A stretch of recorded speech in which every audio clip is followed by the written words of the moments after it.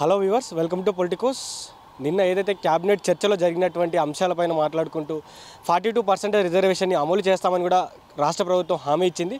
So దీనిపై మనతో పాటు మాట్లాడడానికి రాష్ట్ర మాజీ టీపీసీసీ జనరల్ సెక్రటరీ భీమగాని సౌజన్య గౌడ్ గారు ఉన్నారు. సో వారితో పాటు మాట్లాడే ప్రయత్నం చేద్దాం.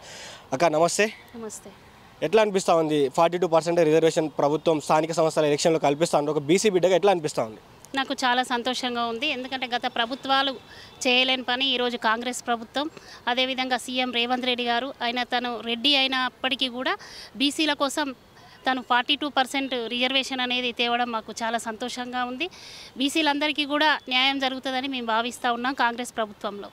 అంటే ప్రతిపక్ష పార్టీలు ఏమంటా ఉన్నాయంటే మీరు అన్ని రంగాల్లో ఇస్తామని చెప్పి ఓన్లీ స్థానిక సంస్థల ఎలక్షన్లో ఇచ్చి ప్రజల్ని మోసం చేస్తూ ఉన్నారని చెప్తా ఉన్నారు. సో రానున్న రోజుల్లో ఇది ఒకటే జరిగిద్దా, ఇంకేమన్నా ఇస్తారా బీసీ ప్రజలకి? అదేవిధంగా మహిళలకు కూడా చాలా ఎక్కువ మొత్తంలో అవకాశాలు కల్పిస్తామని చెప్పారు. రాబోయే ఎమ్మెల్యే ఎలక్షన్లలో డీలిమిటేషన్ అవుతుంది, అప్పుడు కూడా మహిళలకి అవకాశాలు కల్పిస్తామని కూడా సీఎం గారు చెప్పడం కూడా జరిగింది. ఏదున్నా కూడా కాంగ్రెస్ ప్రభుత్వం అనేది పేదల ప్రభుత్వం. బీసీలు అంటే మధ్యతరగతి కుటుంబాలు ఉన్నాయి, అట్లాంటి వాళ్ళకు కూడా న్యాయం జరుగుతుంది. ఇప్పుడు చేసిన ప్రభుత్వం వచ్చిన దగ్గర నుండి చేసిన ప్రభుత్వ పథకాలు ఏవైతే ఉన్నాయో అవన్నీ కూడా మీరు చూస్తూనే ఉన్నారు. ఫ్రీ బస్సు, అది మధ్యతరగతి వాళ్ళకే పనికొస్తుంది. సన్న బియ్యం కార్యక్రమం, అది కూడా మధ్యతరగతి వాళ్ళకే పనికొస్తుంది. రైతు బంధు కూడా వేయడం జరిగింది.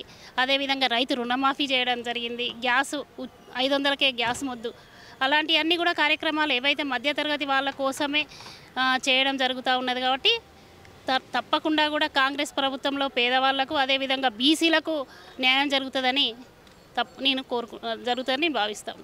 అంటే ఇప్పుడు మీరు బీసీలకు 42% రిజర్వేషన్ ఇచ్చిన తర్వాత మీ వరంగల్ జిల్లాలో మరి బీసీలను ఎక్కువ మొత్తంలో గెలిపించుకుంటారా? మీరు కాంగ్రెస్ పార్టీకి అందరు సపోర్ట్ చేస్తారా? బీసీలు తప్పకుండా సపోర్ట్ చేస్తాం. 100% అక్కడ బీసీలందరూ కూడా గెలుస్తారు. కాంగ్రెస్ పార్టీలో చూస్తే ఇప్పుడు అక్కడ ఎమ్మెల్యేలందరూ కూడా కాంగ్రెస్ పార్టీలోనే ఉన్నారు, ఎక్కువ మొత్తంలో కాంగ్రెస్ పార్టీలో ఉన్నారు. ప్రభుత్వం రావడానికి కూడా వరంగల్ జిల్లాలోనే ఎక్కువ మొత్తంలో ఎమ్మెల్యేలు కూడా గెలవడం కూడా జరిగింది. సో ఇప్పుడు పరకాల విషయానికి వస్తే, వరంగల్ విషయానికి వస్తే రాజకీయం 2 వర్గాలుగా విడిపోయింది. అక్కడ చూసుకుంటే రేవూరి నాయిని రాజేందర్ రెడ్డి, కడియం శ్రీహరి ఇదొక వర్గం నడుస్తూ ఉంది, కొండా దంపల్ది ఒక వర్గం నడుస్తూ ఉంది. సో మీదే వర్గం అని చెప్పచ్చు? మాది కాంగ్రెస్ పార్టీ. వాళ్ళు పెద్దవాళ్ళు, వాళ్ళు అనుకుంటారు, మళ్ళీ కలిసి ఉంటారు. మేము ఎప్పుడున్నా కాంగ్రెస్ పార్టీకి పనిచేస్తాం.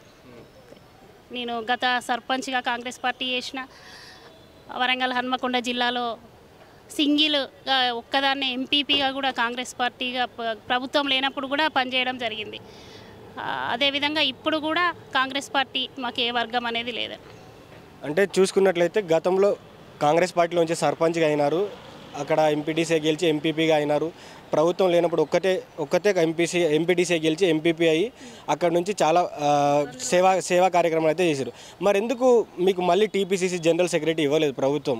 దానిపైన ఏమన్నా చిన్న బాధ కలిగిందా? ఏమన్నా ఇవ్వలేదు.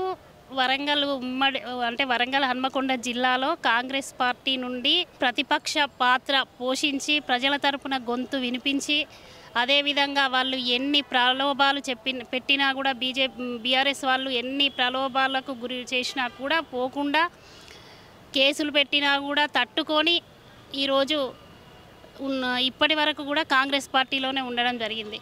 నేను గ్రామ స్థాయి నుండి ఈరోజు గాంధీ భవన్లో కూర్చుంటున్నానంటే అది అప్పటి పిసిసి ప్రెసిడెంట్ రేవంత్ రెడ్డి గారు నాకు స్టేట్ జనరల్ సెక్రటరీగా ఇవ్వడం. ఆయన రెడ్డి అయినా కూడా ఒక మారుమూల గ్రామంలో ఉన్న నన్ను, బీసీ మహిళను, నేను గౌడ బిడ్డను, అలాంటి నన్ను ఈరోజు గాంధీ భవన్లో ఉన్నానంటే తను నన్ను ఇక్కడికి వచ్చి రావడం జరిగింది.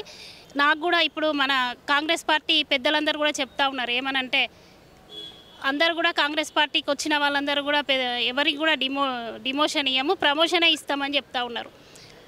మరి ఇంకా ఏ పదవి ఇచ్చినా నేను చేయడానికి రెడీ. నాకు ఇంకా పార్టీ నన్ను గుర్తిస్తుందనే అనుకుంటున్నాను తప్ప నాకు పదవి తీసేసిండ్రని బాధపడట్లేదు. ఎందుకంటే మీకు స్టేట్ బాడీలో రాని వాళ్ళందరికీ కూడా గౌట్లో ఇస్తాము, నామినేటెడ్ పోస్టులు ఇస్తామని చెప్పడం జరిగింది. సరే, పార్టీ పదవి తీసేసినందుకు కొంచెం బాధగా అనిపించింది. కానీ మళ్ళీ నీకు ఒక మంచి పోస్ట్ ఇస్తామని చెప్పినందుకు కూడా కొంచెం ఇంకా కూడా వేచి చూస్తున్నా. చివరిగా రాష్ట్ర ప్రభుత్వం ఒక మహిళగా వరంగల్లో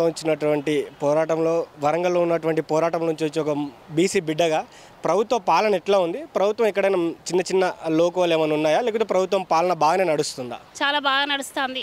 గత ప్రభుత్వాలు అప్పులపాలు చేసిపోయినాయి తెలంగాణను. అయినప్పటికీ ఇప్పుడు రేవంత్ రెడ్డి గారు తను ఎన్ని ఇబ్బందులు పడతాడో తెలియదు, కానీ ఇచ్చిన మాట ప్రకారం అయితే అన్నీ కూడా నెరవేరుస్తూ ఉన్నాడు. ప్రజలకైతే చాలా సంతోషంగా ఉంది.